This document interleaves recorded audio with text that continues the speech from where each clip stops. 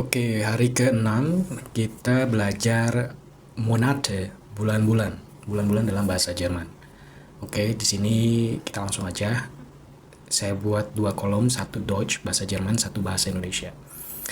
Sebenarnya nggak beda jauh ya, cuman beberapa pelafalannya berbeda. Seperti Januari itu dalam bahasa Jerman Januar karena ada J atau J. Jadi J dalam bahasa Jerman itu jadi Y ya dibacanya. Januar. Lalu Februari jadi Februar. Februar. Lalu ada Maret, März. Bacanya März karena ada A umlaut. A umlaut itu ya mirip-mirip ke E lah. Jadi dibacanya März. Lalu ada April, April ya. Lalu ada Mei dalam bahasa Jerman Mai. Lalu ada Juni dalam bahasa Jerman Juni, dalam bahasa Indonesia Juli, dan dalam bahasa Jerman Juli.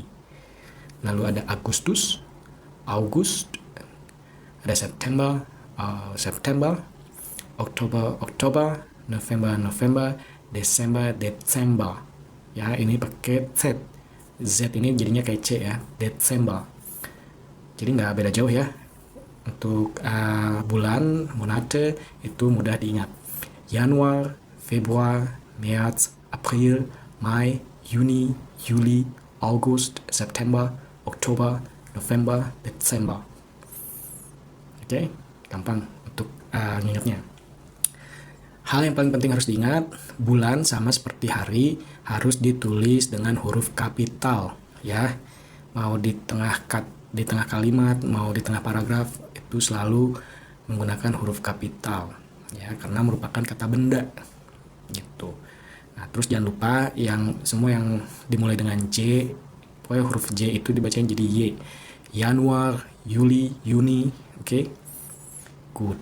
Nah, sekarang kita belajar menyatakan tanggal, das Datum. Tanggal itu das Datum, ya.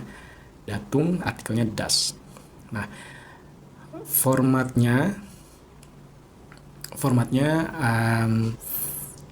seperti berikut. Sama seperti tanggal, preposisi waktunya itu ya, lalu tanggal ordinal dengan bilangan ordinal, lalu plus bulannya, monat. Oke. Bilangan ordinal itu apa? Ordnungszahlen. Bilangan ordinal itu ya seperti 1 titik, 2 titik gitu ya. Yang pertama, kedua, ketiga, keempat. Kalau dalam bahasa Jerman itu der erste, der zweite, der dritte, der vierte, der fünfte, der sechste, der siebte, der achte, der neunte, der zehnte. Lalu ada der 15. atau der 21. Yang di belakangnya pakai t. Oke. Yang beda cuman di dritte, sechste, und siebte. Ya, yang lainnya persis. Cuma ditambahin t dan ditambahin der depannya. Nah, contoh kalimatnya sebagai berikut.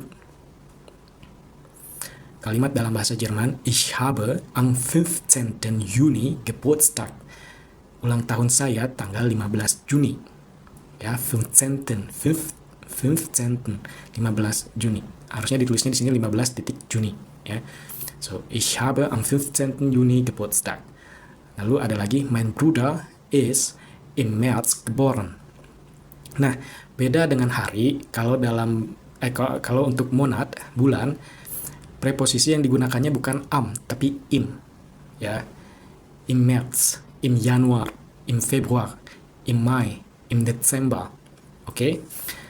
Itu pakai im. Tapi kalau misalnya ada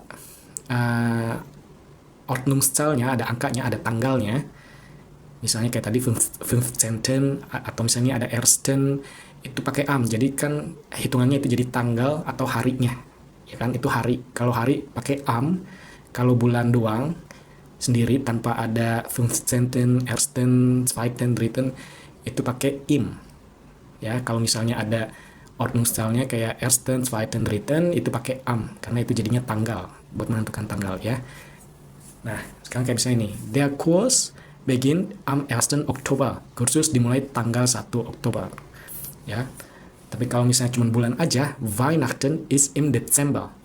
Natal jatuh pada bulan Desember. Ya, di sini pakai im. Oke. Good. Di sini dijelaskan lagi preposisi waktu yang digunakan yaitu am untuk tanggal dan hari. Ya, am 3. Mai, am Montag, am Dienstag, am 1. Januar, am 30. Juni. Nah, itu pakai am. Tapi kalau bulan, untuk bulan dan musim itu pakai im Januar, im Februar, dan musim im Sommer, im Winter, im Herbst, im Frühling. Ya, seperti itu. Lalu ada vom bis zum, itu untuk durasi ya, dari tanggal sampai tanggal. Misalnya vom 1. Juli bis zum 15. Juli ist es Feiertag zum Beispiel. Oder ist kein Feiertag, ist frei zum Beispiel. Misalnya bebas gitu, libur ya. Terus seit itu sejak, untuk waktu yang sudah berlangsung tapi masih berlangsung sampai sekarang gitu ya. Seit Februar lerne ich Deutsch ya. Kita bisa menggunakan preposisi tersebut. Oke, untuk bulan sampai di sini. Semoga bermanfaat. Bila ada pertanyaan silahkan tulis di kolom komentar. Kalau ada saran dan yang lainnya, feedback silahkan tulis di kolom komentar atau DM langsung. Ya, jangan lupa follow supaya saya bisa mulai kelas online, live streaming. Oke. Ja, ich danke euch und ciao.